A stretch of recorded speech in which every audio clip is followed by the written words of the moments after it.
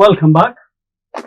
It's very difficult for me to look at the various orders of integration. It's correct. I mean, that's the logic you have to follow.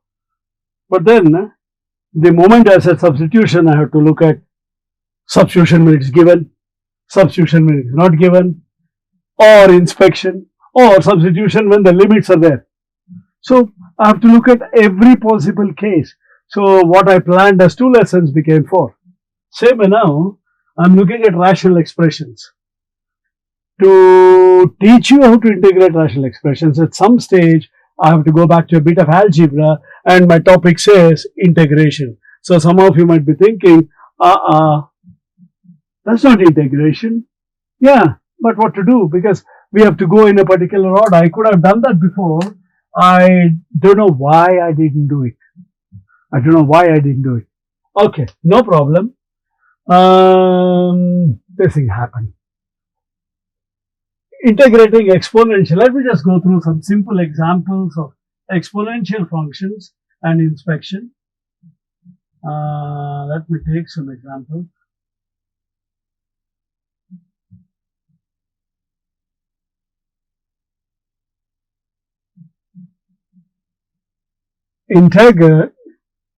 Find number 1, integral e power 7x plus 3 dx. This is going over. So, does it resemble a standard formula? It does. What is it? E power x. But what do you have in place of x? 7x plus 3. What do you get when you differentiate 7x plus 3? A constant 7. So, I can apply the formula directly. So, e power anything gives you e power the same thing, plus c. However, since it's a 7x plus 3, when you differentiate 7x plus 3, I get a 7, so I divide by a 7. Right? Or for example, I had integral e power minus 4x dx. It resembles e power x, but it is not e power x, it is e power minus 4x. So the extra function is minus 4x. When I differentiate minus 4x, I get a minus 4, which is a constant. Therefore, I can apply the formula. E power anything gives you e power the same thing. So e power minus 4x gives you e power minus 4x. I have applied the formula. But when I differentiated this, I got a minus 4. So in integration, I divide by minus 4. Why am I repeating this like a parrot? This is way I want you to think anytime you do a question, applying the formula directly, so to get into the habit of asking yourself those questions. Otherwise, many a time, even the so-called A-star students sometimes forget to divide that and lose marks. So, if you learn to ask yourself these questions, you will be able to do it. Okay? Suppose I had integral 3x e power 6x squared plus 3 dx. I can't integrate directly because if it's only e power 6x squared, e power 6x squared plus 3 can't be integrated because why? Even if I didn't have the 3x, you can never integrate the function, by the way. Because what does 6x squared plus 3 give you? 12x, which is a variable. Method 1 doesn't work. Then you look for a function and its derivative. So, what is d by dx of 6x squared plus 3? Is 12x. What do I have here? 3x. How much do I need to do? Multiply by 4. Remember, you can only multiply or divide by a constant. I think I have spent 10 minutes or 6 minutes. So, I'll have to start my stopwatch and go for about 14 minutes max. So, I need a 4. So, I'll make this 12x and then e power 6x squared plus 3 dx. Thus, by inspection, 3 to 12, I need to put a 4. Otherwise, the question will change because I multiplied by 3, so I divide by 3. So if you assume this to be e power x, this whole thing will be dx. So the answer is a quarter e power 6x squared plus 3 plus c. That is by inspection. But some of my friends don't like inspection. So let's do it the other way. That should be the final answer. So I will start here. So it becomes integral 3x. So from here, u equal to 6x squared plus 3, du by dx equal to 12x. So dx equal to du over 12x. So it becomes integral 3x e power u du over 12x, which is a quarter integral e power u du, which is equal to quarter e power u, which is that quarter e power 6x squared plus 3 plus c. So you can do it that way as well. The idea of taking these questions was to show you how to apply either inspection or substitutions, and substitutions are not given. Or for example, integral 1 minus cos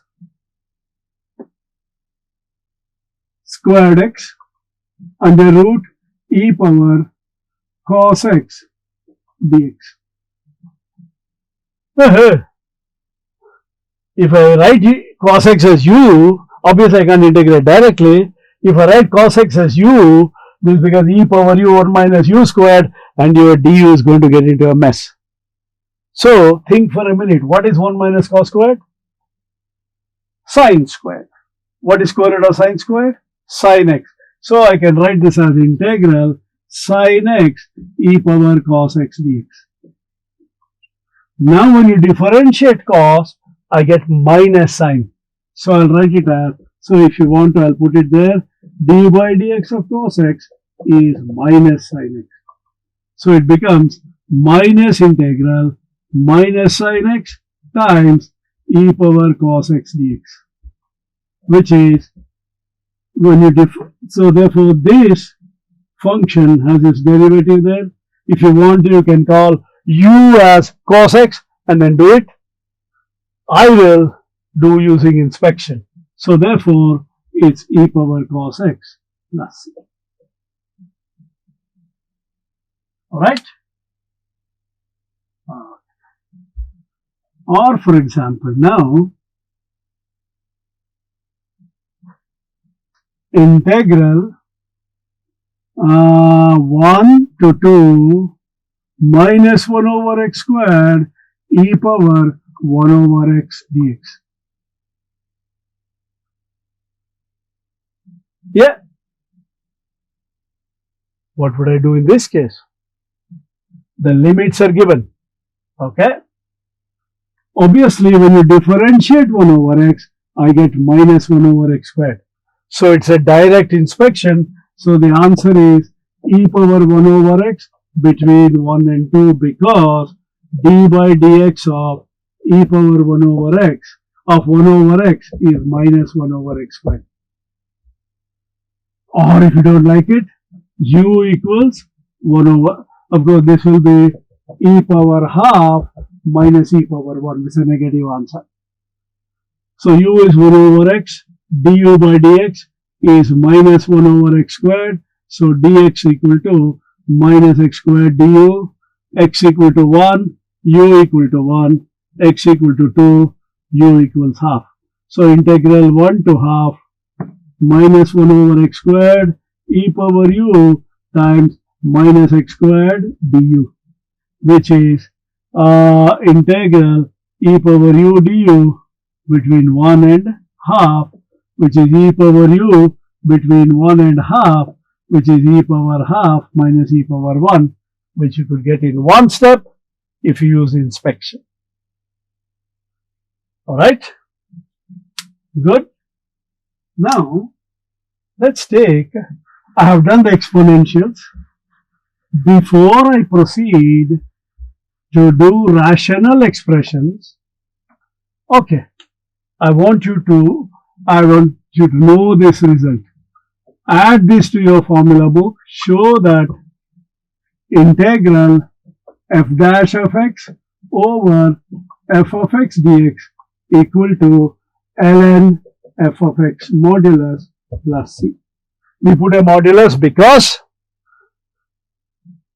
log of a negative number is not defined. How will we prove this? So we say u equals f of x. What is du by dx? F dash of x. So what is dx? Du over f dash of x. So it's integral f dash of x over u times du over f dash of x. It's integral 1 over u du, which is ln u. This, by the way, is one of the most important formulae in integration at A level. The way I want you to remember it is, if possible, not like that. If the numerator is the exact derivative of the denominator, then the integral is log of the denominator. If the numerator is the exact derivative, not just derivative, exact derivative of the denominator, then when you integrate it, the answer you get is log of the ln, log to base e of the denominator. So let me write this result here. Put it into your formula sheet, please. So integral f dash of x over f of x dx equals ln modulus. We don't write modulus. We assume f of x is positive as far as the log is concerned. Yeah? Okay. In the next lesson, I think I have, in the first case, I took about 6 minutes, I said. So I need to, yeah. I don't know whether I can do some questions on this. I'm not too sure. Let me see if I can find some questions.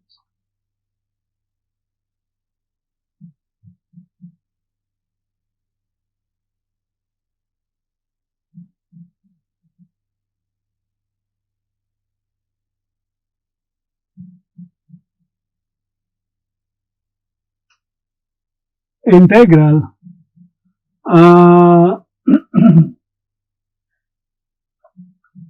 x over 2x squared plus 1 dx. You can use substitution, yes.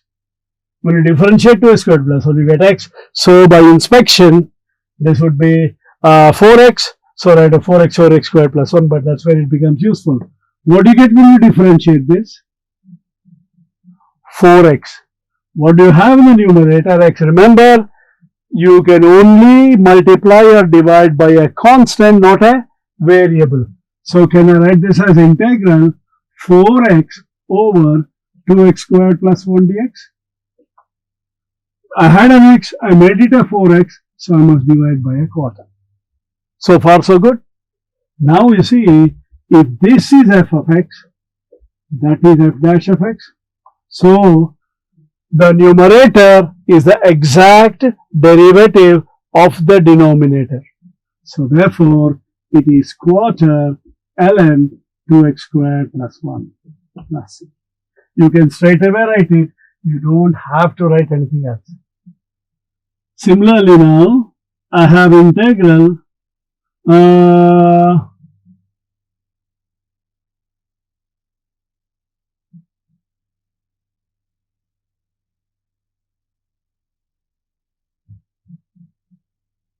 1 over 3x minus 2 dx. What do you get when you differentiate 3x? Of course, you can use direct integration, but I want you to get used to this formula. What do you get when you differentiate 3x minus 2? You get a 3.